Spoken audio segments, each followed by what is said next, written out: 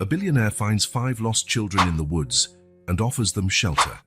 Upon returning home, something he sees leaves him in shock. The roar of William Parker's Range Rover engine was drowned out by the rumble of thunder. Rain pelted the windshield, turning the winding road into a grey blur. William, a 55-year-old man whose face rarely appeared in the headlines despite his billionaire fortune, gripped the steering wheel tightly. His eyes, weary after a rare charity event, struggled to make out the path ahead. Then, a flash of lightning revealed something unusual by the side of the road. William slammed on the brakes, his heart skipping a beat. Through the curtain of rain, he glimpsed small, trembling shapes. Children. "My God," he murmured, incredulous. Lowering the window, William felt the cold wind and rain lash against his face. "Hey," he called out, his voice competing with the storm. "Are you all right?" 5 pairs of wide eyes stared back at him. The oldest, a girl who looked no more than 7 years old, stepped forward. Her dark hair was plastered to her face by the rain, and she was visibly shivering. "But please," she stammered, "we got lost." William hesitated. His self-preservation instinct, honed by years of isolation, urged him to keep going. But something in those frightened eyes held him back. "Get in," he said, surprising even himself. "I'll take you somewhere safe." The children exchanged apprehensive looks. The oldest girl bit her lip, clearly torn between fear of this stranger and the danger of the storm. "I won't hurt you," William promised, his voice softer now. "I promise." After a moment that felt like an eternity, the girl nodded. She began helping the younger children into the car, her tiny hands trembling as they opened the door. William watched in the rearview mirror as they settled in. Besides the oldest girl, there were 2 boys and 2 girls, none looking older than 6. All of them were soaked, shaking, and alarmingly thin. "Are you hungry?" William asked, turning the heater up to full blast. The youngest boy, no more than 5 years old, let out a small sob at the word hungry. The oldest girl hugged him, casting a cautious glance at William. "A little," she admitted. William nodded, speeding up. His mind swirled with questions. Where had these children come from? How did they end up alone in the woods during a storm? And why, despite all his instincts for privacy, did he feel compelled to help them? The road wound through the dense forest, the car's headlights barely piercing the darkness ahead. William could feel the children's nervous stares on his back. "My name is William," he said, trying to break the tense silence. "Could you tell me your names?" There was a pause. Then the oldest girl spoke. "I'm Emily," she said quietly. "That's Michael, Sophia, Olivia, and Daniel." William nodded, memorizing their names. "It's nice to meet you. We're almost at my home. You can dry off and get something to eat there." The trees began to thin out, revealing a large clearing. In the center, illuminated by occasional flashes of lightning, stood an imposing mansion. William heard surprised gasps from the back seat. As the car climbed the long driveway, William couldn't help noticing the contrast between his world of isolated luxury and the 5 frightened, hungry children in his car. What was he doing? How would he explain this to Mary, his longtime housekeeper? The car stopped in front of the mansion. William turned off the engine and turned to face the children. 5 pale, apprehensive faces stared back at him. "Listen," he said gently. "I know you're scared, but I promise you'll be safe here. Let's go inside, get dried off, and then we can talk about how to get you home."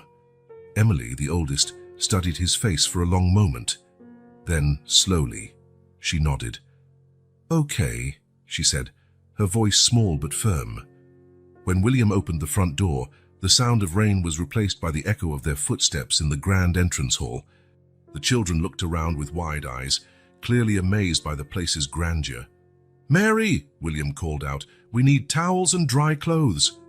While they waited, William couldn't help noticing how the children huddled together, the older ones instinctively protecting the younger. What had they gone through to develop such a bond? The sound of hurried footsteps announced Mary's arrival. She stopped abruptly upon seeing the soaked group in the foyer, her eyes widening in surprise. "Mr. Parker," she began, clearly confused. "What?" Later, Mary, William interrupted gently. First, we need to take care of these children. As Mary rushed off to fetch towels and dry clothes, William found himself studying the children's faces. Who were they? Where had they come from? And why did he feel such a strange connection to them, especially Emily? Little did William know that this chance encounter in the woods was about to set off a chain of events that would change his life forever. The answers to his questions were closer than he imagined, hidden in the depths of his own past and in the mystery surrounding these 5 lost children. The mansion's welcoming warmth contrasted sharply with the raging storm outside. William watched the children, now wrapped in soft towels, their eyes wandering curiously around the opulence of the great hall. Mary, efficient as always, had provided dry clothes and was guiding the younger children to get changed. Emily, the oldest of the group, stayed behind, her watchful eyes never leaving the younger ones. William couldn't help but notice the maturity in her gaze, a wisdom beyond her years that spoke of experiences no child should have. "Emily," William called softly, "you can get changed in that room over there. I'll be right here if you need anything." The girl nodded, hesitant. Just as she turned to follow the others, something caught William's eye, a metallic gleam, almost hidden by the soaked collar of her shirt. Time seemed to slow. William felt his heart skip a beat, then begin pounding violently. His vision narrowed, focusing only on that small object hanging around Emily's neck, a locket. Not just any locket, but one he would recognize anywhere. Small, oval, with a delicate floral pattern etched into its surface, identical to the one he had given his daughter, Sarah, on the day she disappeared, nearly 8 years ago. "Emily!" His voice came out rough, almost a whisper. "That locket!"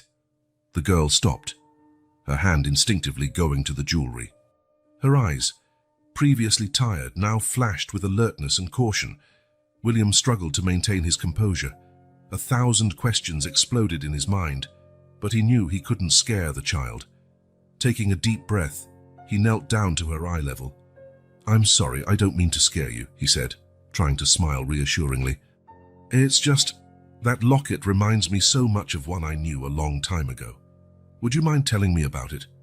Emily hesitated, her fingers gripping the locket as though she feared someone might snatch it away. "It's mine," she said, her voice low but firm.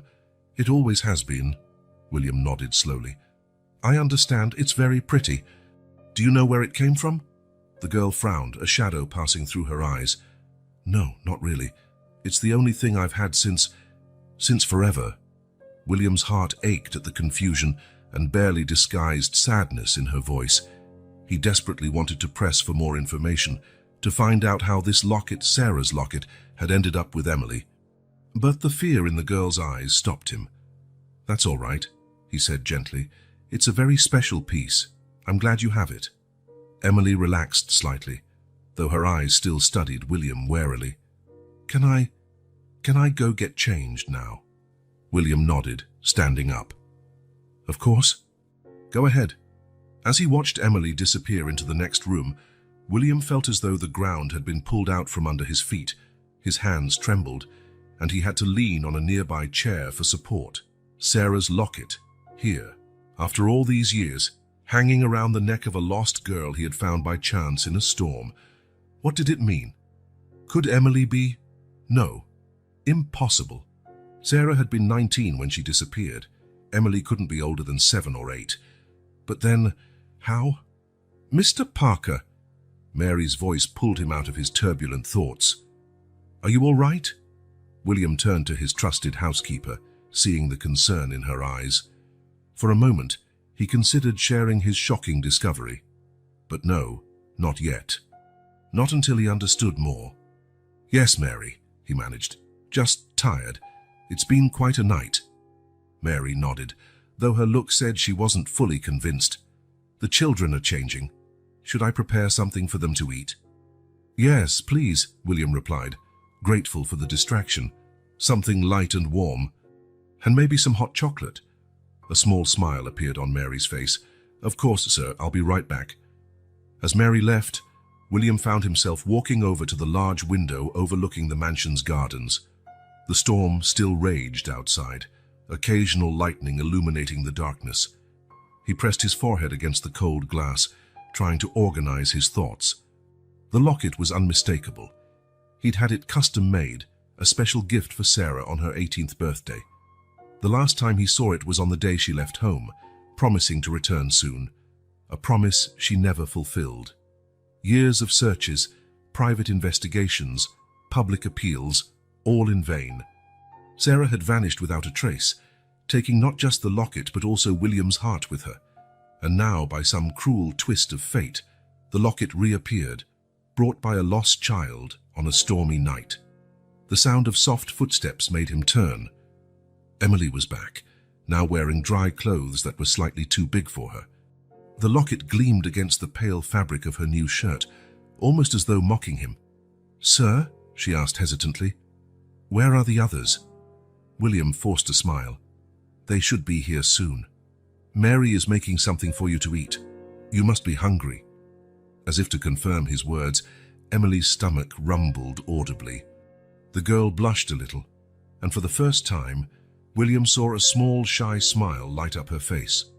At that moment, seeing the vulnerability and innocence in her eyes, William made a decision. He would uncover the truth behind this locket and these lost children. And in the process, maybe he would finally discover what happened to his beloved Sarah. But for now, these children needed care, safety, a place to call home, at least temporarily. And William was determined to provide that for them.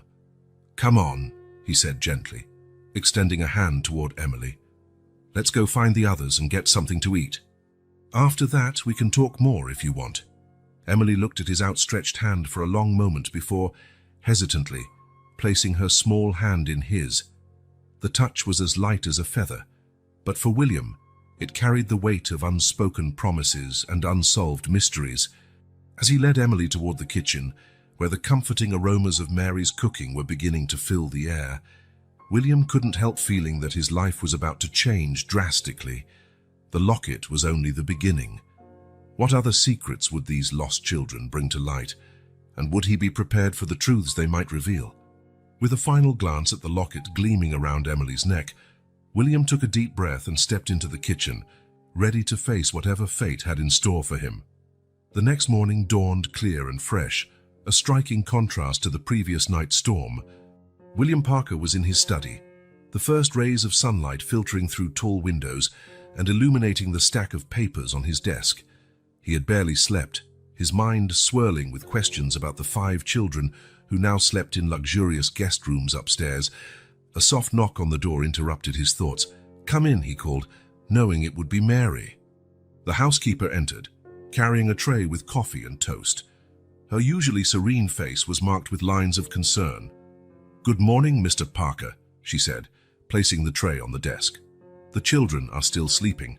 I imagine they're exhausted after everything." William nodded, picking up the cup of coffee. "Thank you, Mary. How did they seem last night after I went to bed?" Mary hesitated, choosing her words carefully. "Frightened, sir? Confused?" The oldest, Emily, stayed awake for a while, watching over the others. I had to reassure her several times that they were safe before she finally fell asleep. William frowned, recalling the wary look in Emily's eyes. "Did they say anything about where they came from, about their parents?" "Not much, sir," Mary replied, her voice dropping. "They only mentioned an orphanage, but—" She paused, clearly uncomfortable. "But what, Mary?" William prompted gently. "Sir, I don't think it's an ordinary orphanage," Mary finally said. "The way the children react, their fear, I'm afraid they may have gone through terrible things." William felt a knot forming in his stomach. The idea of children suffering was unbearable, especially since Sarah's disappearance. "I see," he said slowly. "Mary, I need you to do something for me. Discreetly, of course." "Anything, sir." "Research orphanages in the area. Any that might have rumors, so to speak, stories of mistreatment, poor conditions, anything out of the ordinary." Mary nodded, understanding the seriousness of the request. "I'll start right away, sir. And what about the children? What should we do with them in the meantime?" William looked out the window, gazing at the well-tended gardens on his property. For now, let's let them rest, adjust. Perhaps we can show them what it's like to have a real home, even if it's temporary. Mary seemed to hesitate again. Mr. Parker, I know your heart is in the right place, but taking in unknown children, possibly runaways, this could bring trouble. William turned to face her, his eyes resolute. I understand your concern, Mary, but I can't just send them away. Not until we fully understand their situation, and especially not until I learn more about that locket. The mention of the locket made Mary straighten up. She knew how much that piece of jewelry meant to her employer, how deeply it was tied to the painful memory of Sarah. As you wish, sir. I'll do what I can to help.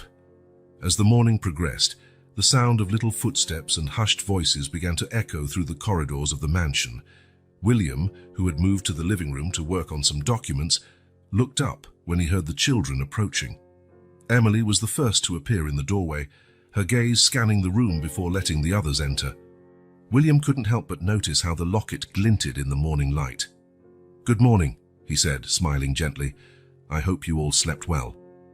The children murmured shy, good morning in response, their wide eyes still taking in the luxury around them. Mary prepared breakfast for you in the dining room, William continued. Why not have something to eat? Afterwards, if you'd like, I can show you the gardens. The youngest, Daniel, gave a small jump of excitement. Is there a garden with swings? William chuckled softly. Actually, there's an entire playground. But first, let's eat, all right? As the children made their way to the dining room, William couldn't help noticing how they seemed slightly more relaxed than the night before. The smell of pancakes and the promise of play appeared to have momentarily driven away their fears. During breakfast, William observed their interactions. Emily, ever vigilant, made sure everyone ate. Michael, the second oldest, seemed particularly protective of Sophia, the shyest of the group. Olivia, on the other hand, chatted excitedly about the elegant dishes and cutlery, clearly fascinated by the luxury. It was Olivia who finally broke the ice with William. Sir, she asked between bites of pancake, are you kind of like a king? William nearly choked on his coffee, surprised by the innocent question. No, I'm not a king, he replied, smiling softly. I'm just someone who's been very lucky in life. But you have a castle, Daniel insisted, his eyes shining with admiration. It's just a big house, William explained gently. But I admit it sometimes feels too big just for me. Emily, who had remained silent, finally spoke. Why do you live alone in such a big place? The question caught William off guard. For a moment, the familiar pain of losing Sarah hit him. Well, he began slowly, it wasn't always like this. But sometimes life takes us down unexpected paths. Something in William's tone seemed to touch Emily. For the first time, he saw a flicker of empathy in her guarded eyes. After breakfast, as promised, William took the children out to explore the gardens. Seeing their faces light up as they ran across the manicured lawn, played on the swings, and explored the hedge maze was a bittersweet experience for William. On one hand, his heart warmed at their happiness. On the other, he couldn't stop thinking about Sarah and the games she would never again play in these gardens. While the children played, Mary approached William. Sir, she said quietly, I started the research you asked for. There are troubling rumors about an orphanage about 30 miles from here. William nodded gravely. Keep investigating, Mary. We need to know more. As the day wore on, William watched the children growing more comfortable in the mansion. He saw how their eyes lit up at discovering the library filled with books, how they laughed while playing in the indoor pool, how they marveled at the spacious bedrooms they now occupied. But beneath the momentary joy, William could still see the scars of their past. In quiet moments, he caught sight of lost expressions, involuntary tremors, protective hugs among the siblings. And always, his eyes were drawn to the locket around Emily's neck. The mystery behind that piece of jewelry and these 5 lost children consumed his thoughts. That night, after tucking the children into bed, William found himself once again in his study, a photo of Sarah in his hands. What happened to you, my dear? He whispered to the smiling image. And how are these children connected to you? Outside, the moon shone over the mansion's silent gardens, illuminating a new chapter in William Parker's life, a chapter filled with mysteries, challenges, and perhaps a chance for redemption. The light from William Parker's laptop illuminated his tense face as he typed an encrypted email. It was nearly midnight, and the mansion's silence was broken only by the faint ticking of the antique clock in the study. "Dear Mr. Reeves," William wrote, "I need your services again. The situation is delicate and requires utmost discretion." James Reeves was a private investigator William had hired years ago when Sarah disappeared. Now, with 5 mysterious children under his roof and a familiar locket around one child's neck, William knew he needed professional help once more. After detailing what he knew about the children and the possible orphanage, William hesitated before mentioning the locket. Finally, he decided to include this crucial information. If there was a connection to Sarah, Reeves had to know. As soon as he hit send, William heard a soft creak from the hallway. Rising silently, he opened the study door to find Emily standing there, her eyes wide with surprise at being caught. "Emily?" William asked quietly. "Is everything all right?" "Can't you sleep?" The girl bit her lip, clearly debating whether to trust him. I had a nightmare," she finally admitted, her voice almost a whisper. William's heart tightened. "Do you want to talk about it?" Emily shook her head no, but made no move to return to her room. William recognized the look in her eyes, the fear of being alone, but also the fear of asking for help. "How about some hot chocolate?" he offered. "It always helps me when I can't sleep." A small smile appeared on Emily's face, and she nodded timidly. In the kitchen, while William prepared the drinks, Emily sat at the central island, her feet swinging without reaching the floor. The locket gleamed softly under the dim light. "Emily," William began carefully, placing a steaming mug in front of her, "I know you and the other children went through a lot. If you ever want to talk about it, I'm here to listen." The girl took a sip of her hot chocolate, her eyes fixed on the drink. For a long moment, William thought she wouldn't answer. Then, in a low, trembling voice, she began to speak. "The orphanage. It wasn't a good place," Emily said, her voice quavering. "There wasn't enough food. The beds were hard and cold. And the adults." She shuddered visibly. William felt a surge of anger well up inside him, but he kept his voice calm. "Did the adults hurt you?" Emily didn't answer directly, but her silence spoke volumes. "We decided to run away," she continued. "I promised I'd take care of the younger ones. We walked for days until you found us." William fought the urge to hug her, knowing the sudden contact might scare her. Instead, he gently placed his hand over hers. "You were very brave, Emily, and you did a great job looking after the others." Emily looked at him, tears glinting in her eyes. "So you won't send us back, will you?" "Never," William promised firmly. "You're safe here." The next morning, while the children had breakfast under Mary's attentive care, William received Reeves's reply. The investigator agreed to take the case and would start immediately. Over the following days, William watched as the children slowly began to open up. Daniel, the youngest, started following him around like a shadow, fascinated by the gadgets and trinkets in his study. Sophia, once so shy, was caught several times humming softly while exploring the gardens. Michael showed a surprising talent for chess, spending hours playing against a program on William's tablet. Olivia, on the other hand, seemed determined to learn all about the mansion and its luxuries. "Mr. William," she asked one day, "why do you have so many different spoons at the dinner table?" William laughed, patiently explaining about salad forks, dessert spoons, and soup spoons. Her enthusiasm for learning was contagious, reminding him painfully of Sarah's insatiable curiosity. A week into the investigation, Reeves sent his first detailed report. William read it in his study, his heart racing with each paragraph. The orphanage, located in a remote area, had a grim reputation among local residents. There were rumors of neglect, lack of resources, and more disturbingly, repeated allegations of abuse that had been swept under the rug. Even more intriguing, Reeves discovered that the orphanage's official records were inconsistent. Children appeared and disappeared from the files without explanation. Adoptions were processed suspiciously fast, often for foreign couples who were never seen in the area again. As for the specific 5 children, Reeves found very little information. It was as if they had appeared at the orphanage out of nowhere, with no birth records or known relatives. Most disturbing, however, was a note at the end of the report. Mr. Parker, I found an interesting cross-reference. About 7 years ago, a young woman matching your daughter's description was seen in the nearby town. I'm investigating further.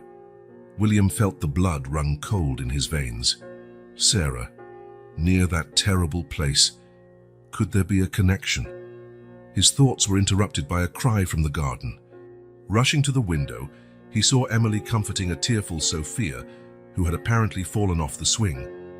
Watching Emily gently tend to Sophia's scraped knee, William felt a mixture of emotions: compassion for what these children had endured, anger at those responsible for their suffering, and a growing determination to uncover the truth, no matter the cost. The locket around Emily's neck glinted in the afternoon sun, a constant reminder of the mystery that bound them together. William knew he was only scratching the surface of something much bigger and potentially more dangerous. But seeing Sophia's hesitant smile as Emily helped her to her feet, William realized he couldn't turn back. These children needed him, and he would not abandon them. With a determined sigh, William turned back to his laptop. There was much work to be done, many questions to be answered, and he was just getting started. The late afternoon sun cast long shadows across William Parker's study when his phone vibrated with a message from Reeves. With his heart pounding, he opened the attached file, his eyes quickly scanning the lines of text. "Mr. Parker," began the message, "I've discovered something you need to see immediately. 7 years ago, a young woman matching Sarah's description was seen at a private clinic a few miles from the orphanage. The records indicate she was pregnant and in a high-risk situation." William felt the air leave his lungs. Sarah, pregnant. The timeline matched perfectly with her disappearance. But why would she have gone to a private clinic instead of seeking help at home? Before he could fully process this information, a soft knock on the door broke through his thoughts. It was Mary, her expression a mixture of worry and guilt. "Mr. Parker," she began hesitantly, "there's something I need to tell you, something I've kept to myself for a long time, and I'm afraid I can't keep it secret anymore." William gestured for her to sit, his mind still spinning with Reeves's revelations. "What is it, Mary?" The housekeeper wrung her hands in her lap, her eyes fixed on the floor. "It's about Sarah, sir, about the day she disappeared." William leaned forward, his entire attention on Mary. "Go on." "That morning, before Sarah left, I found her crying in the bathroom," Mary confessed. She had a positive pregnancy test in her hands." William's world seemed to tilt. "Why didn't you tell me this?" Mary wiped away a tear. "She begged me not to, sir. She said she needed time to think, to decide what to do. I should have insisted she talk to you, but—" "But what, Mary?" William pressed, his voice trembling. "She mentioned a man," Mary continued. "Someone she met on one of her volunteer trips. She said he wasn't a good person, that she was afraid of him. I should have realized something was wrong, should have stopped her from leaving that day." William stood abruptly, pacing over to the window. Outside, he could see Emily playing with the other children. The locket on her neck glittered in the setting sun. "Mary," he said slowly, do you think it's possible that Emily is the granddaughter we never knew we had?" Mary finished, following his gaze. The silence that followed was heavy, laden with possibilities and unanswered questions. "The ages match," William murmured, more to himself than to Mary, "and the locket. But why would Sarah never come back? Why leave her own daughter in an orphanage?" Mary moved closer, placing a comforting hand on William's shoulder. "Maybe she had no choice, sir. If she really feared that man." William nodded slowly, the pieces of the puzzle starting to fit together in his mind. Sarah's sudden disappearance, the suspect orphanage, the children with no records, the locket. "We need to be sure," he finally said, his voice steady with renewed determination. "Reeves mentioned a private clinic. Maybe we can find more answers there." At that moment, a child's laughter rang out from the garden. William and Mary looked outside once more, seeing Emily pushing Daniel on the swing, a rare smile lighting up her face. "Look at her, Mary," William whispered. "She has Sarah's eyes, the same smile, and the same gentle heart," Mary added softly. "The way she cares for others, it's exactly how Sarah used to be." William felt a lump in his throat. The possibility that Emily might be his granddaughter, that he had a piece of Sarah back in his life, was both thrilling and terrifying. "What do we do now, sir?" Mary asked. William took a deep breath, straightening his shoulders. "We continue investigating, but more importantly, we keep protecting these children. If Emily really is my granddaughter, then the others are practically family as well." Mary nodded, a small smile on her lips. "They've already brought so much life back into this house, and haven't they?" William silently agreed. In the few days since the children's arrival, the once silent mansion had filled with laughter, quick footsteps, and the vibrant energy of youth. It was as if a piece of the past had returned, bringing with it a promise of the future. "Mary," William said finally, "we need to be careful. If my suspicions are correct, and if the man Sarah feared is still out there." "I understand, sir," Mary replied gravely. "I'll double security. No one will enter or leave this property without our knowledge." William nodded, grateful for her competence and loyalty. "And for now, we say nothing to the children, especially Emily. Not until we're certain." As the sun dipped below the horizon, casting a golden glow over the garden, William watched Emily gather the other children to head inside. The locket around her neck flashed one last time before fading into the shadows. William Parker knew he stood on the brink of discoveries that could change everything. The past, so long buried, was resurfacing, bringing with it promises and dangers. But looking at the children who now called his home their refuge, he knew he would face any challenge to protect them. With one last look at the now empty garden, William turned back to his computer. There was work to be done, mysteries to unravel, and perhaps, just perhaps, a family to be reunited. The next morning began like any other at the Parker mansion. The aroma of coffee and freshly made toast filled the air, mingling with the sound of children's laughter coming from the dining room. William smiled to himself, straightening his tie as he descended the stairs. Over the past few weeks, he had grown used to, and even looked forward to, these moments of domestic normality. But the morning's tranquility was abruptly cut short by the shrill sound of the doorbell. William frowned, exchanging a worried glance with Mary, who had just emerged from the kitchen. "Are we expecting anyone?" he asked, knowing full well they weren't. Mary shook her head, her expression mirroring William's apprehension. "No, sir. Shall I answer?" "I will," William replied, his hand instinctively going to the pocket where he kept his phone, ready to call security if needed.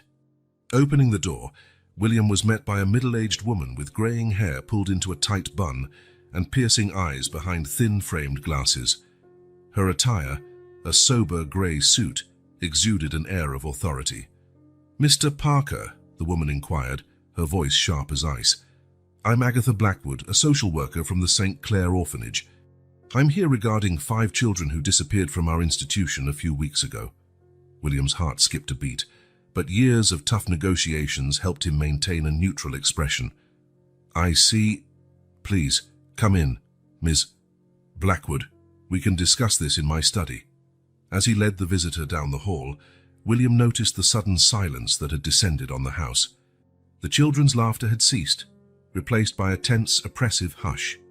In the study, William gestured for Agatha to sit, positioning himself strategically between her and the door. "So, Mrs. Blackwood, what exactly brings you here?" Agatha adjusted her glasses, her eyes never leaving William's face. "As I mentioned, Mr. Parker, 5 of our children have gone missing. We have reason to believe they might be here. I'd like to see them immediately." "And what reason is that?" William asked calmly, though his pulse was racing. "Confidential information," Agatha replied curtly. "The important thing is that these children must return to the orphanage. That's standard procedure."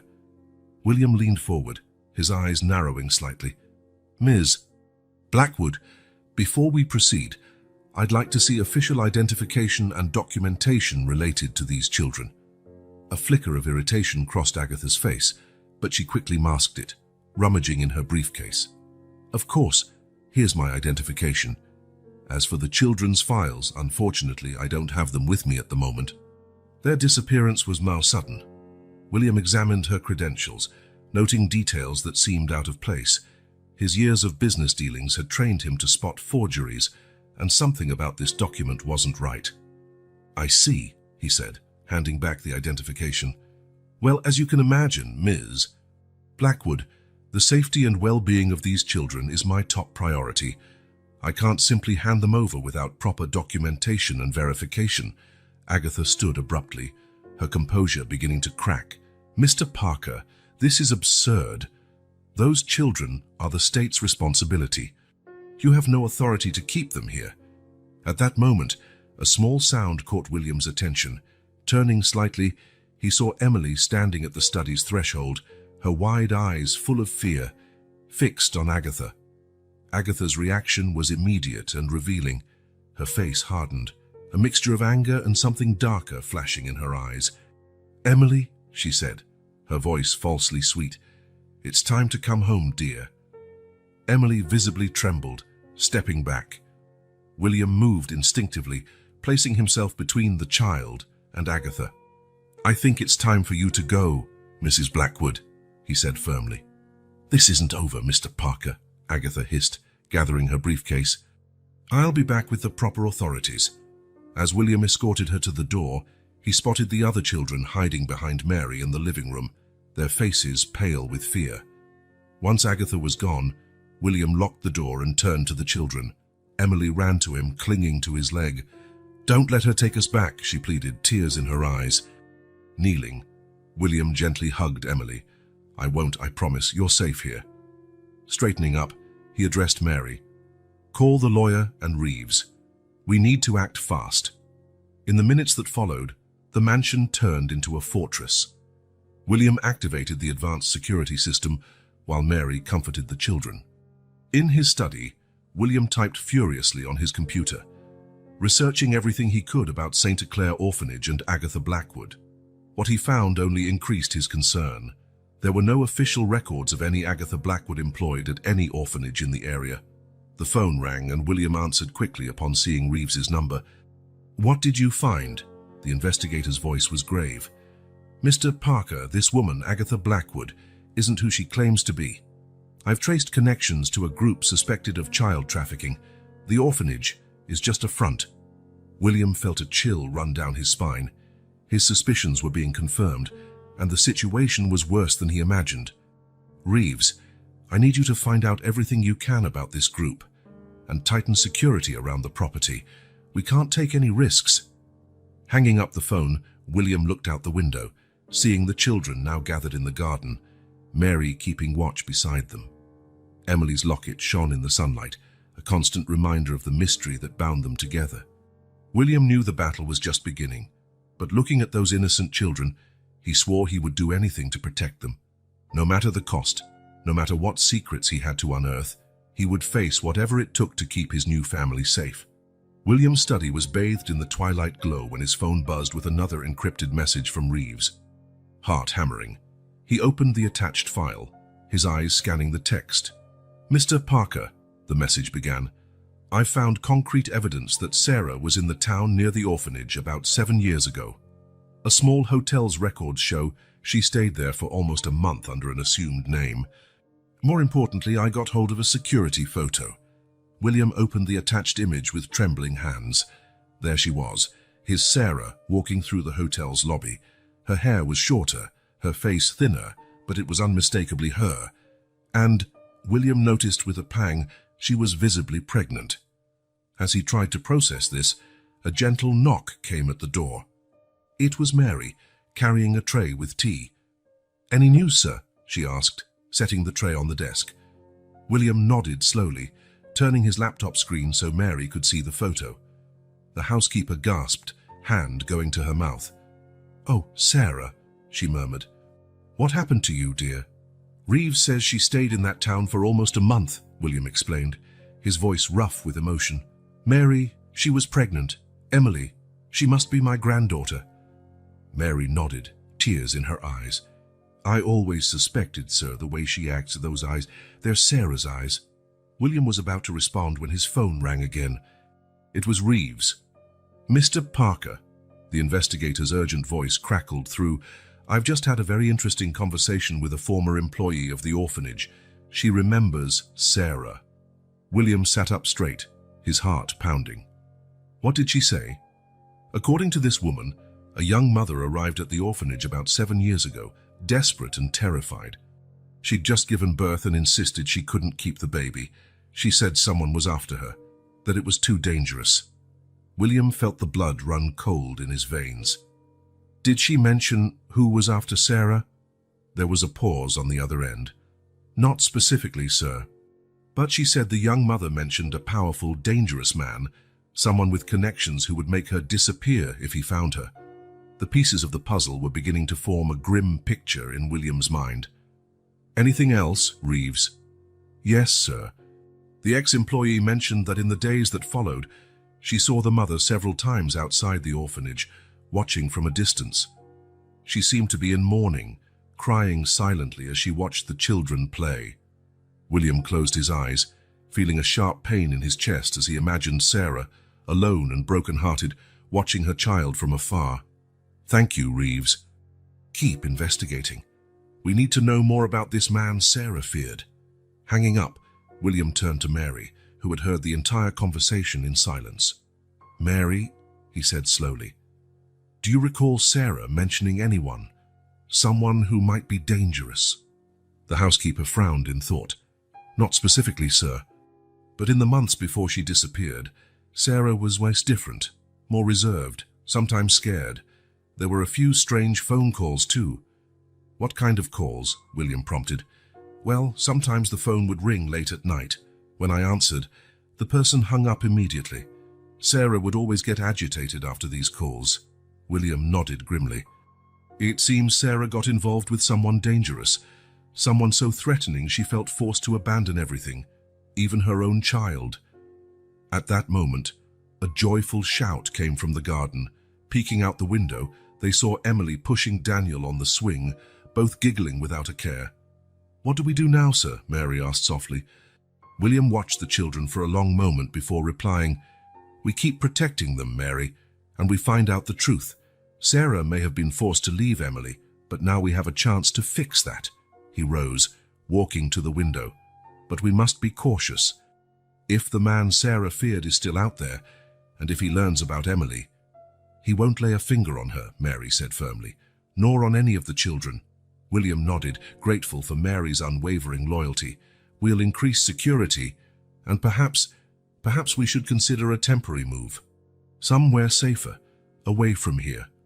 While they discussed the next steps, William couldn't stop thinking about Sarah. Where was she now? Was she safe? And would they ever be a family again? Emily's laughter echoed once more through the garden, bringing a sad smile to William's face. His granddaughter was right there, so close, yet still unaware of her true origins. No matter what happened, William vowed to do everything in his power to keep Emily and the other children safe. And maybe, just maybe, this journey would lead him back to Sarah. With that hope in mind, William began planning his next move, determined to unearth the secrets of the past and protect his newly discovered family's future. The grandfather clock on the wall of William Parker's study showed nearly midnight when he finally made up his mind. After hours of sifting through the new information, he knew it was time to confront the past head-on. With a heavy sigh, he pressed the intercom button. "Mary, could you come to my study, please?" "I know it's late, but it's important." Minutes later, the housekeeper entered, her face lined with worry and fatigue. "Yes, Mr. Parker." William motioned for her to sit. The soft lamplight cast long shadows across the room, creating an almost confessional atmosphere.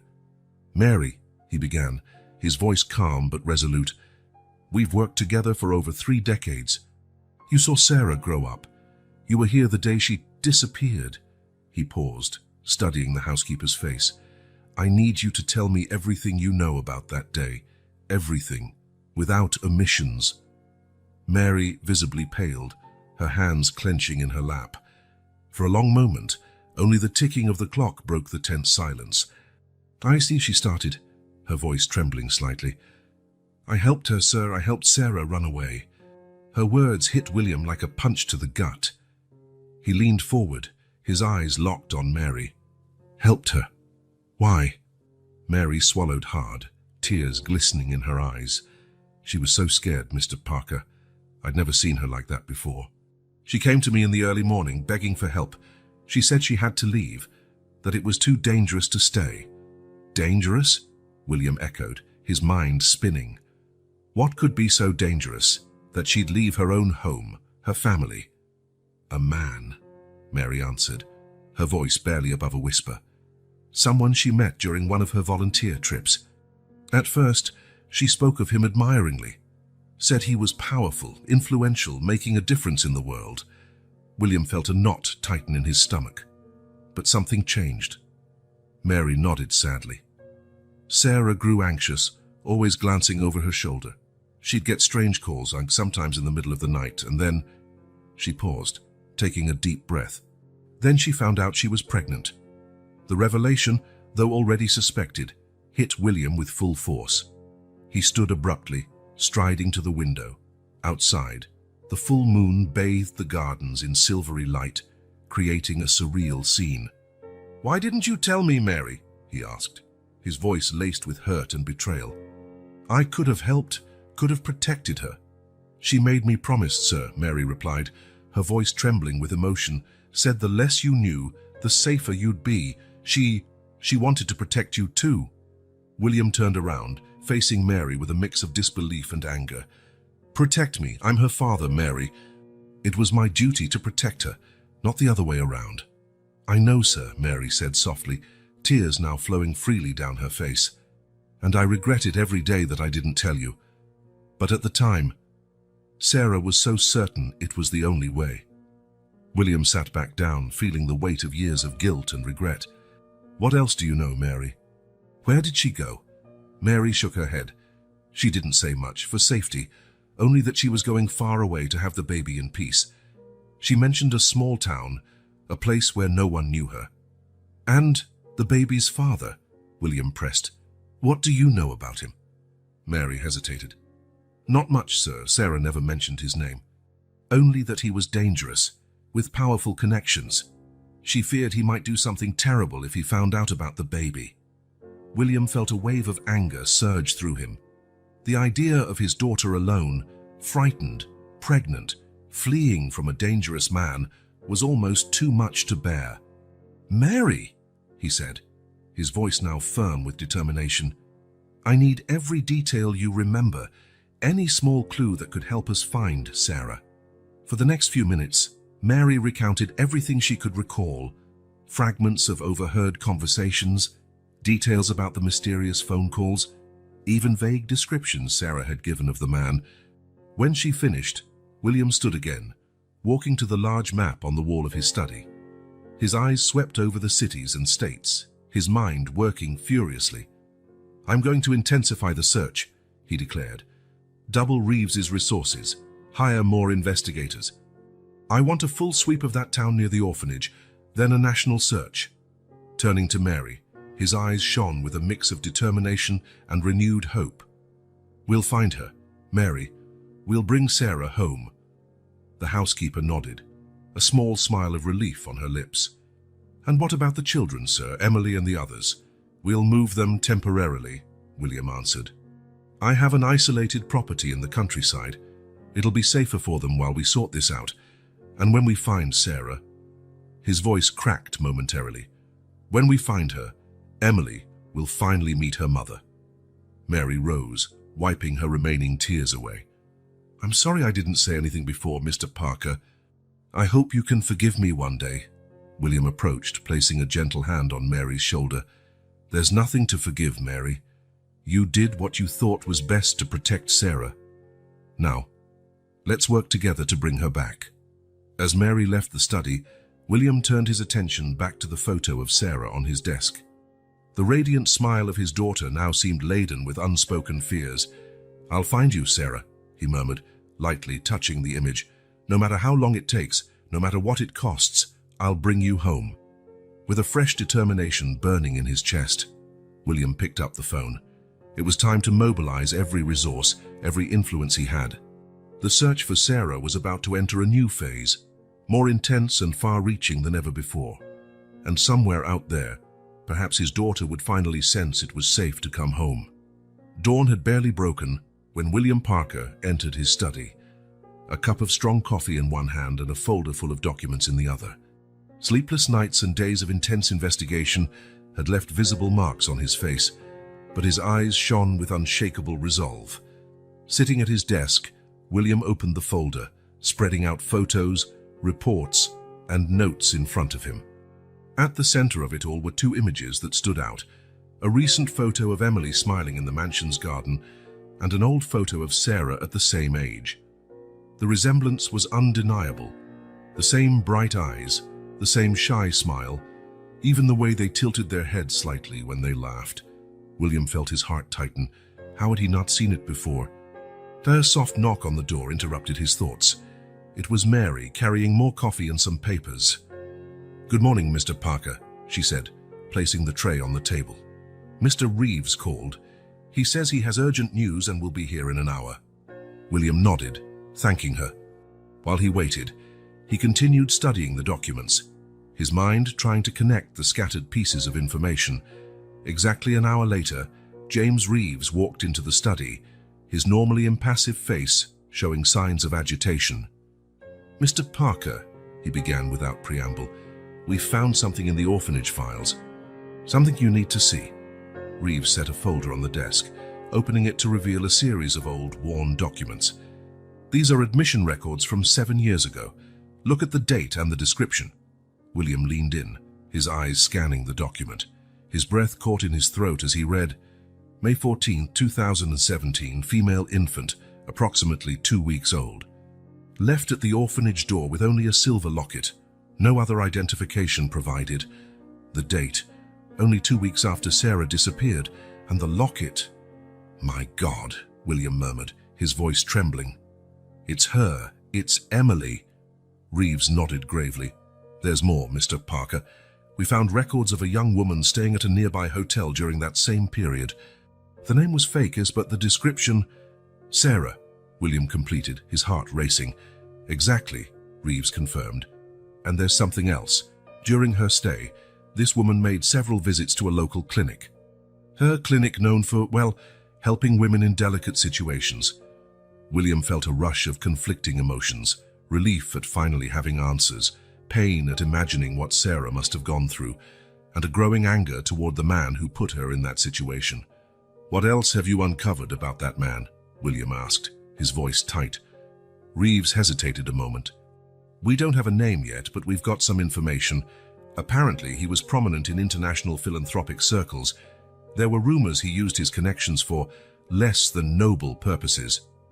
William stood abruptly, walking to the window. Outside, he could see Emily playing with the other children in the garden, her laughter echoing through the air. "She's my granddaughter," he said softly, more to himself than to Reeves. "All this time, she's been so close." Reeves stepped forward, his tone gentler now. "Mr. Parker, I know this is a lot to process, but we need to discuss our next steps, especially considering potential threats." William turned, his face set in determination. "First, I want absolute confirmation. A DNA test." "Already arranged," Reeves replied. "I discreetly collected a sample from Emily and sent it to a trusted lab. We'll have the results in a few days." William nodded, grateful for the investigator's efficiency. "What about Sarah? Any sign of her?" Reeves shook his head. "Nothing concrete yet, but with this new information, we can expand the search. We'll focus on areas where she might have hidden, far from large cities." William returned to his desk, his gaze falling again on the photos of Emily and Sarah. She must have stayed nearby, Reeves, watching Emily from a distance, making sure she was safe. "It's possible," Reeves agreed. "But we also have to consider she might have left entirely, afraid of being found." William felt a lump in his throat. The thought of Sarah alone, possibly still in fear, was almost unbearable. "There's one more thing, Mr. Parker," Reeves said, his voice cautious. We found records of a man visiting the orphanage several times in the months after Emily arrived. He never gave his real name, but the description matches what we know about the man Sarah feared. William felt a shiver run down his spine. You think he was looking for them? Reeves nodded gravely. It's possible, which makes it even more crucial that we tread carefully with our next moves. William stood again, going to the large map on the wall. His eyes swept across states, imagining where Sarah could be. We need to double our efforts, he declared. I want search teams in every state, check hospital records, clinics, women's shelters, anywhere Sarah might have sought help. Reeves jotted down notes quickly. And the children. William turned, his resolve clear. I'll take them to my countryside property tomorrow. It's isolated, secure. In the meantime, I want enhanced security here. No one enters or leaves without verification. After Reeves left, William called for Mary. The housekeeper entered, noting the changed atmosphere in the study immediately. Mary, William began, his voice gentle. Emily is my granddaughter. Mary's eyes widened, but she didn't look entirely surprised. Oh, Mr. Parker, she said, her voice shaking. I suspected she's so much like Sarah. William nodded, feeling tears welling up in his own eyes. We need to protect her, Mary. Her and the other children. There are dangerous people who might be looking for them. Mary straightened her shoulders, her expression determined. I'll do whatever it takes, sir. Those children are family now. William gave a grateful smile. Get them ready for a trip tomorrow. Tell them it's a holiday in the countryside. I don't want to scare them. As Mary left to carry out his orders, William returned his gaze to Sarah's photo. I'm going to find you, dear, he murmured, and I'll bring you back home, to your daughter, to our family. With a new determination burning in his chest, William Parker braced himself for the battle ahead. A battle to reunite his family, protect his newly discovered granddaughter, and finally unravel the secrets that had haunted his life for so long. William Parker's private jet cut through the night sky, its silvery silhouette reflecting the moonlight. Inside the luxurious cabin, William studied a series of documents spread across the table before him, his face a mask of intense concentration. Next to him, James Reeves was methodically organizing a digital map, marking points of interest in various cities. Mr. Parker, he began, pointing to a specific location, our first stop is Denver. We have a report of a woman matching Sarah's description, working in a rehabilitation clinic about 3 years ago. William nodded, his tired eyes still filled with determination. How long until we arrive? About 2 hours, sir. Silence fell over the cabin, broken only by the soft hum of the engines. William couldn't help his thoughts drifting to Emily and the other children, now safe at the countryside estate, under Mary's watchful care. Discovering that Emily was his granddaughter had only fueled his determination to find Sarah, to finally piece his family back together. As the plane began its descent into Denver, William felt a mixture of anxiety and hope swelling in his chest. Each new city, each lead, might be the one to bring him to Sarah. The next 48 hours were a frantic race through 3 states. In Denver, the rehab clinic lead turned into a dead end. The woman in question shared only a passing resemblance to Sarah. Undeterred, the team moved on to Seattle, where rumors circulated about a young mother living under a false name. William and Reeves scoured neighborhoods, spoke to locals, and reviewed hospital and school records. But once again, hopes fizzled when the woman proved not to be Sarah. Tension was palpable by the time they reached their third stop, Chicago. An anonymous tip had mentioned a woman with a mysterious past, working at a shelter for victims of domestic violence. As their car navigated Chicago's busy streets, William felt his heart pound. Something about this lead felt different, more tangible. The shelter was a discreet, unsigned building in a quiet residential area. William and Reeves were greeted by a middle-aged woman with kind eyes and a cautious expression. Mrs. Thompson, Reeves asked, showing his identification. We'd like to talk about one of your employees. The shelter director led them to a small office, her gaze shifting warily between William and Reeves. I understand the sensitivity of our residents and staff, she began, but I can't just hand out information. William gently interrupted, pulling a photo of Sarah from his pocket. "Please," he said, his voice quivering slightly. "This is my daughter. She disappeared 7 years ago. We just want to know if she's all right." Mrs. Thompson studied the photo for a long moment, her features softening. I recognize this woman," she finally said. "She worked here for almost a year, about 2 years ago. She called herself Anne, but I always suspected that wasn't her real name." William felt a wave of relief, hope, and anxiety. Where is she now? Did she say anything about where she was going? The director shook her head sadly. She left abruptly, said it wasn't safe to stay, mentioned moving west, but gave no specific details. While William absorbed the information, Reeves pressed for more: exact dates, possible contacts, anything that might help trace Sarah's movements. Leaving the shelter an hour later, William felt a mixture of frustration and renewed resolve. "She was here, Reeves," he said, his voice thick with emotion. "So close, and still running, still afraid." Reeves nodded, already typing furiously on his tablet.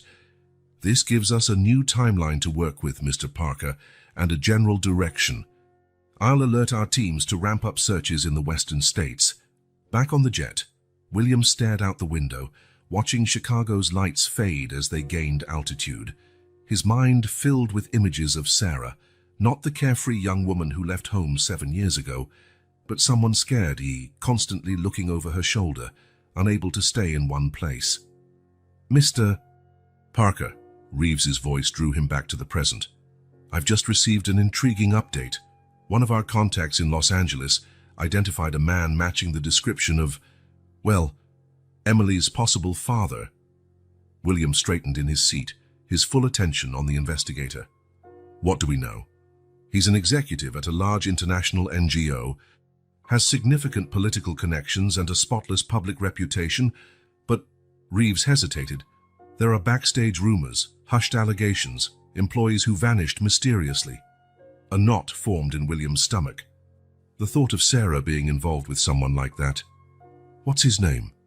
"Richard Blackwood," Reeves replied, showing a photo of a middle-aged man with a charismatic smile that never reached his cold eyes. William studied the image, feeling a surge of anger and resolve. "Is he looking for Sarah?" Reeves nodded solemnly. "We have reason to believe so." "Which makes our search all the more urgent." William rose, walking to the jet's minibar for a drink.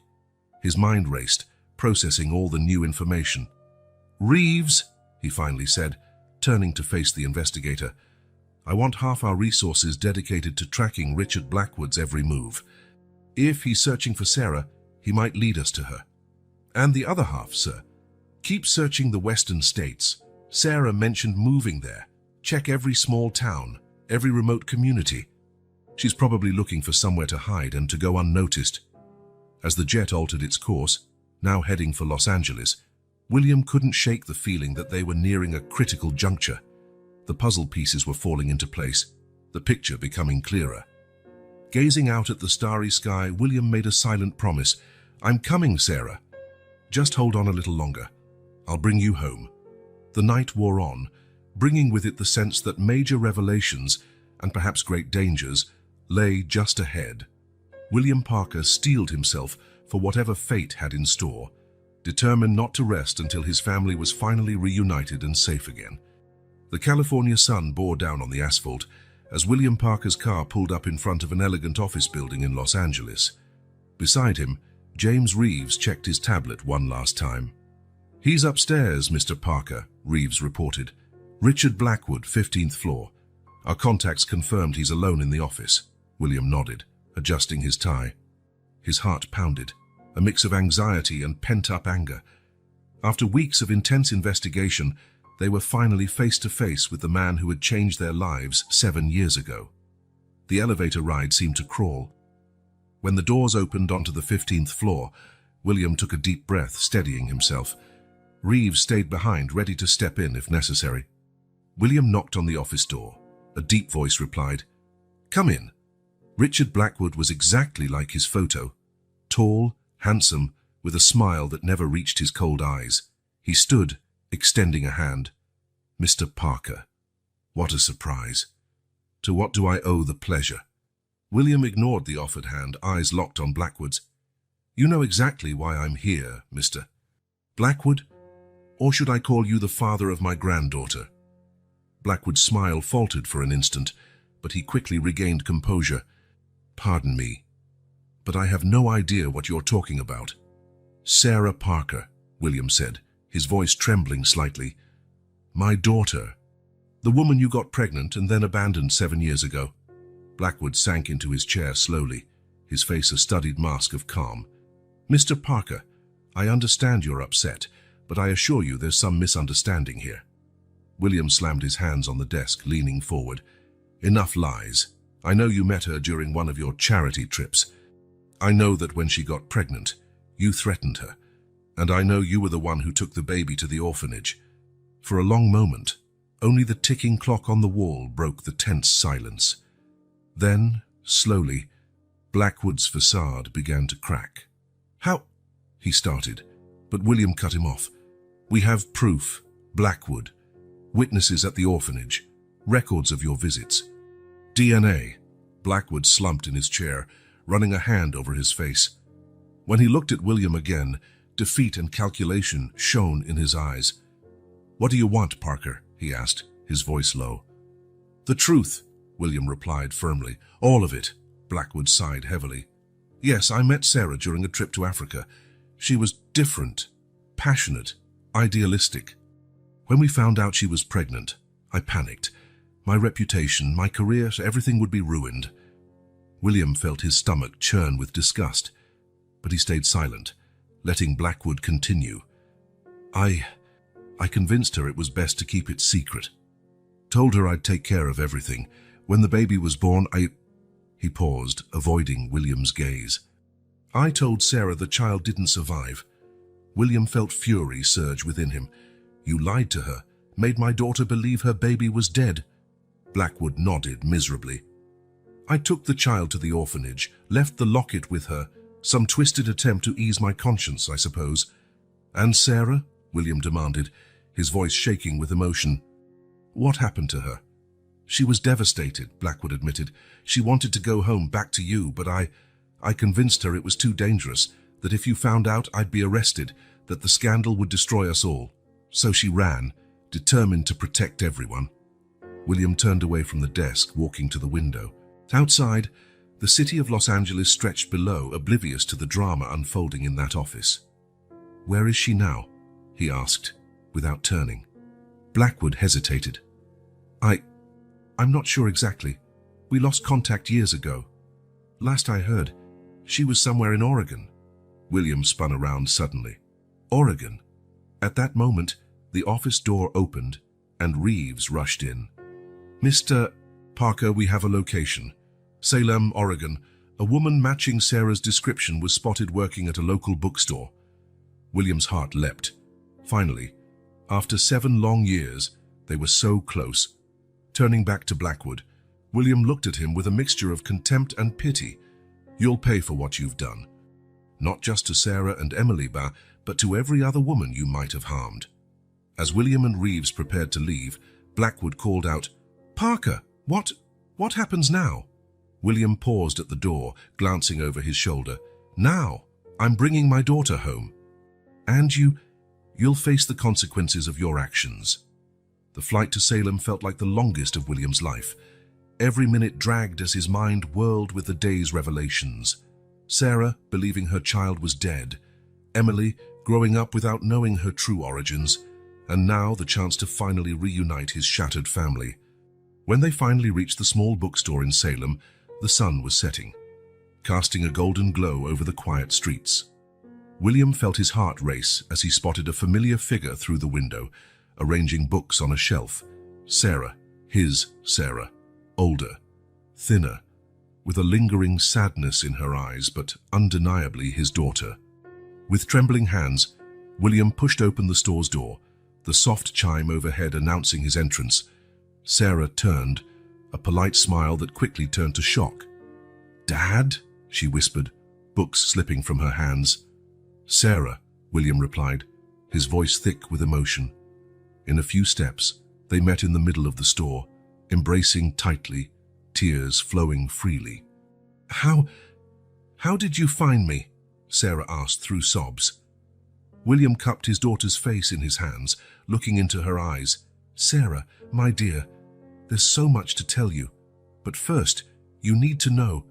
Emily is alive. Sarah staggered back, confusion and disbelief on her face. What? No, that can't be. They told me. They lied, William said softly. Your daughter is alive. Sarah, she's at home, waiting to meet her mother. As the truth slowly sank in, William saw a spark of hope ignite in Sarah's eyes, a hope absent for 7 long years.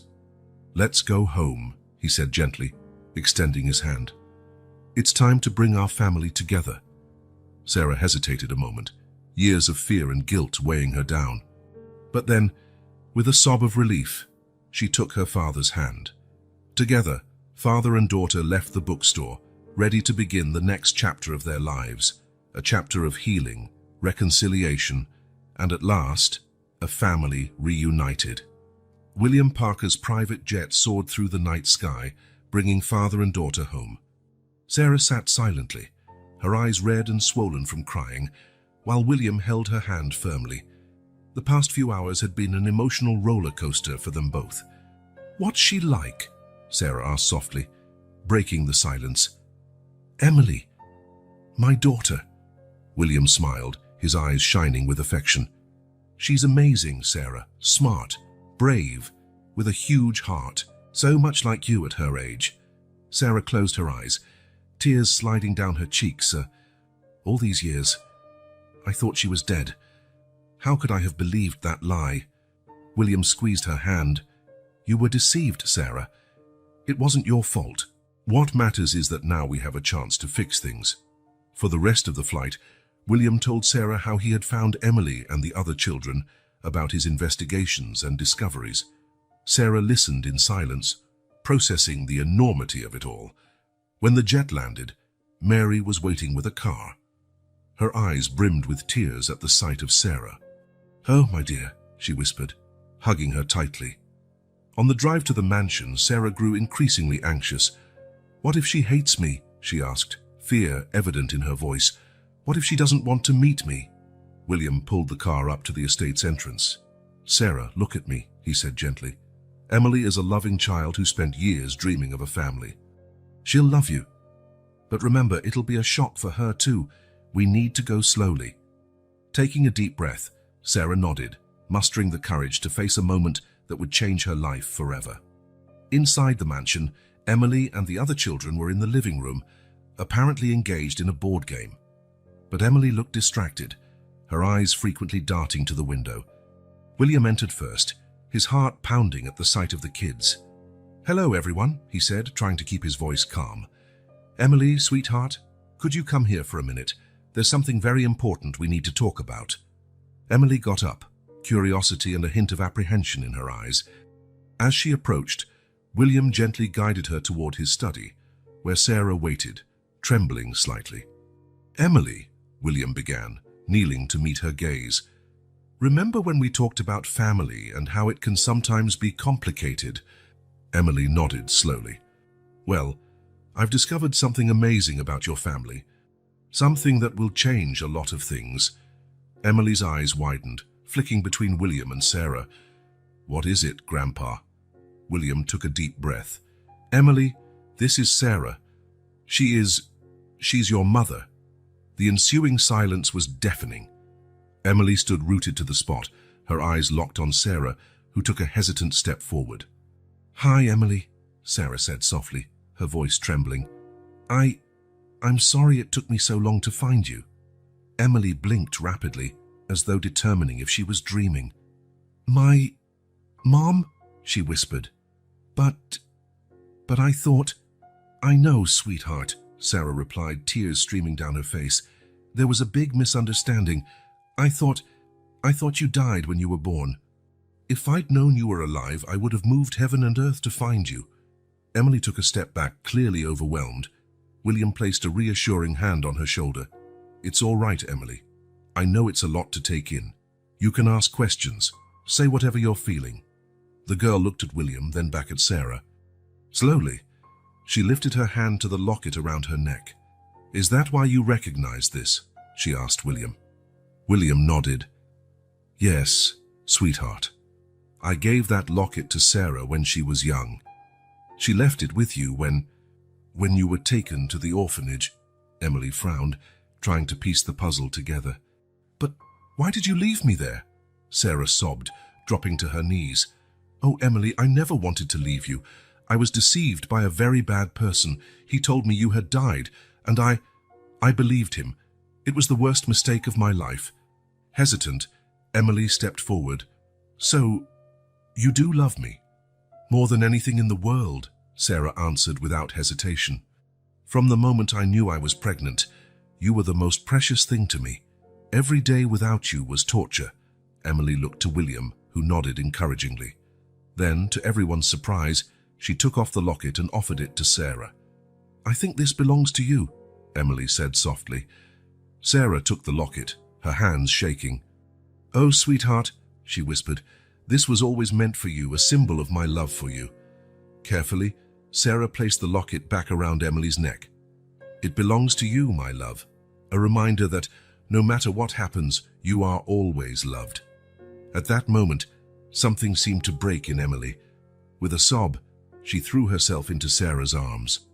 Mother and daughter clung to each other, years of pain and longing dissolving in that moment of connection. William watched the scene, tears wetting his own face. Mary appeared silently by his side, handing him a handkerchief and smiling through her own tears. After several minutes, Emily pulled back slightly, looking into Sarah's eyes. "Will you stay now?" she asked, a hint of fear in her voice. Sarah nodded emphatically. "Yes, my love. I'm never leaving you again. I promise." William cleared his throat softly. "Actually," he said, "I have a suggestion. How about we all, you, Emily, me, and the other children, move to the countryside house for a while? It's a quiet place for us to reconnect and start this new phase of our lives." Emily looked from Sarah to William, a small smile forming on her lips. "Like a real family." "Exactly like a real family," William confirmed. At that moment, the other children, curious about the commotion, appeared at the study door. William beckoned them in gently. "Kids," he said, "come meet Sarah, Emily's mother." One by one, Michael, Sophia, Olivia, and Daniel approached shyly. Sarah greeted them with a warm smile, thanking them for taking care of Emily. "You're all very special," Sarah said, looking at each of them. "Thank you for being the family Emily needed when I couldn't be here." The rest of the day was filled with conversations, laughter, and a few more tears. Sarah listened to stories about the children's adventures in the mansion, while Emily eagerly absorbed every word about her mother's life. As night fell, William watched Sarah and Emily curled up on the sofa, looking through a photo album. The bond between them, dormant for so long, seemed to bloom more each passing moment. Mary approached William, offering him a cup of tea. "It's incredible, isn't it?" she said softly. "How love can overcome even the most painful separations." William nodded, feeling a deep sense of gratitude. "There's still a lot to sort out, Mary, but for the first time in years, I feel we're on the right track." Later, when the children were finally in bed, William found Sarah on the veranda, gazing at the stars. "How are you feeling?" he asked gently. Sarah turned, a tired yet happy smile on her face, overwhelmed, grateful, scared, happy, all at once. William embraced her. "It'll take time, dear, but we're all here for you and Emily. We'll face this together, as a family." Sarah nodded, resting in her father's embrace. "Thank you, Dad, for never giving up, for bringing my daughter, our family, back to me." Under the starlit sky, father and daughter stood there, William finally feeling a peace he hadn't experienced in years. The road ahead would be challenging, with many wounds still to heal and adjustments to be made. But that night, in the Parker mansion, love and hope had triumphed over years of pain and separation. The family, long fragmented, was finally together, and together they would face whatever the future held, stronger and more united than ever.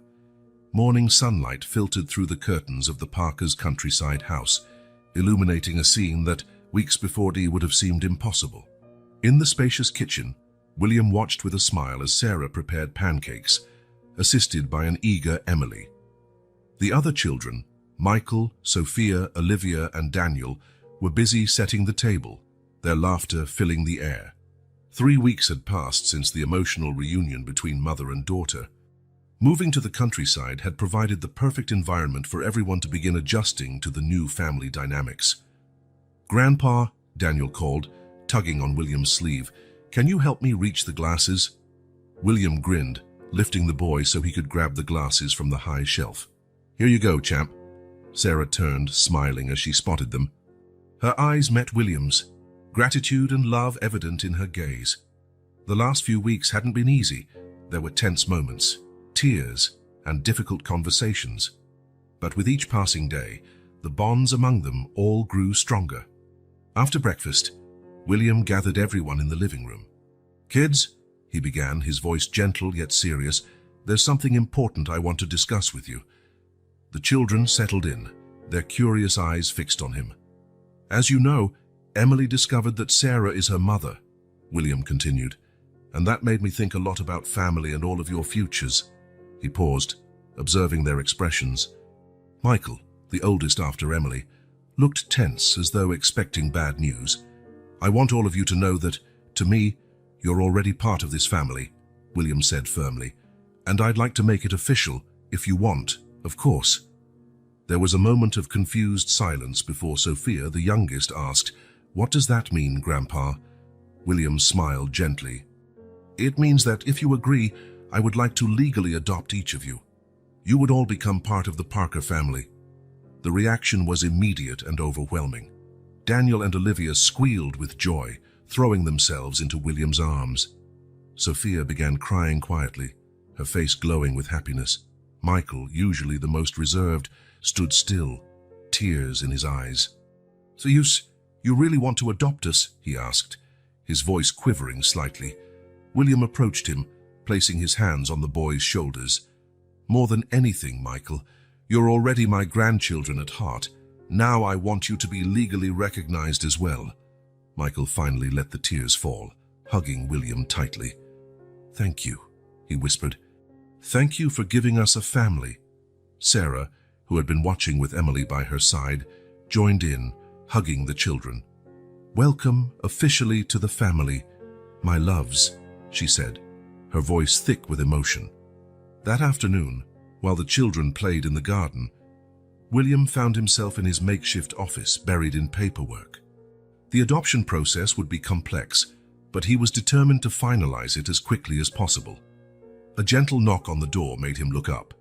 It was Sarah, carrying 2 cups of coffee. "I thought you might need this," she said, handing him 1 cup. William smiled gratefully. "Thanks, dear." Sarah sat, eyeing the stacks of documents. "It's a lot, isn't it?" William nodded. "Yes, but it's worth it. These children deserve stability, a permanent home." Sarah fell silent for a moment, fiddling with the locket she now wore, a gift from Emily, who insisted her mother keep it as a symbol of their reconnection. "Dad," she began hesitantly, "I've been thinking it about other children like Emily, like Michael and the others. Children who weren't lucky enough to find us." William leaned forward, intrigued. "What do you have in mind?" "I want to help," Sarah said firmly. "Use our influence, our resources to improve conditions in orphanages, to support young mothers in vulnerable situations, so no other woman has to go through what I did." William felt a surge of pride. "I think that's a wonderful idea, Sarah. In fact, I've already been looking into something along those lines." Over the following days, as the adoption process advanced, William and Sarah began working on their new project. They contacted child welfare experts, lawyers, and social workers. Plans were made to renovate orphanages, set up programs for single mothers, and create a network of foster families. One afternoon, while the entire family was gathered in the living room, Emily picked up the locket Sarah wore, examining it thoughtfully.